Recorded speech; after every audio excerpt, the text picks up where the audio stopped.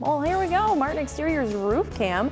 We're standing by, and hopefully that rain will be coming in too soon. DJ Baker's going to have a better look at that on our digital platforms, also on the Morning Blend Extra in our next half hour, which is on streaming. But hey, in the meantime, we got Klaas Financial joining us, Alyssa Thom. We are talking National Financial Planning Month. That is what's happening the month of October. Thank you so much for being here with us. Thank you for having us. So a little bit about Klaas Financial. We are a wealth advising and retirement planning firm. We're focused on holistic planning. So by nature, every month to us is Financial Planning Month. At least it is putting a little bit more of a focus on it, because a lot of folks don't really think about their financial planning when they kind of probably should early on. When is the best time, and how do you even get started? It's a great question. So we always say the earlier the better. It's never too early to start thinking about retirement or future goals. We've been working with people for almost 50 years in the Rockford region now, so we have clients of all ages in over 30 states and of all backgrounds. I'm a fan of early preparation. It gives you more flexibility later on.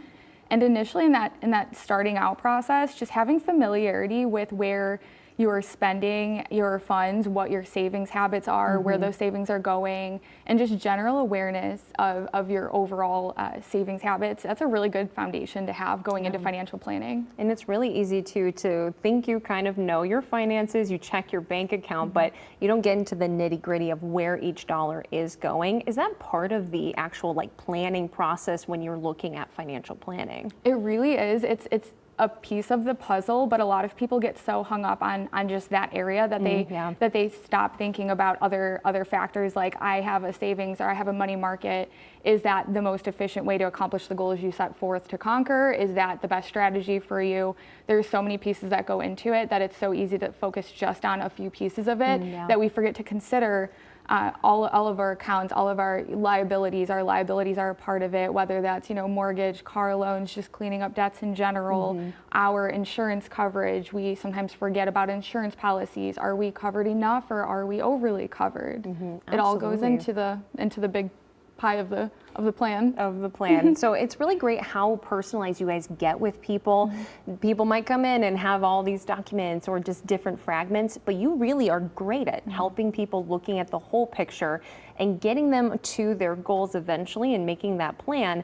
How often should people be reviewing or meeting to kind of make that plan so they do hit those goals? It's a really great question. At minimum, once a year is a great time to talk to your financial planner.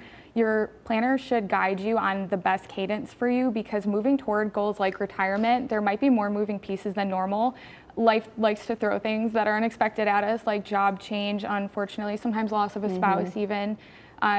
Factors like that maybe warrant a few more visits, but at minimum, for example, this year we saw the Fairness and Social Security Act. There were clients that had unexpected back pay and a bump in Social Security income. So that's a pause to look at some planning for this year and future years. We also saw, for example, with the One Big Beautiful Bill Act, we saw the enhanced senior tax deduction. So even small things like that outside of our own life come into play in financial planning for this year and years to come. So it's at least once a year at minimum. It is really important to be on top of those slight small changes. And as an individual, it can be really hard to do that. And that's where you guys come in. You guys are experts. You're staying on top of it.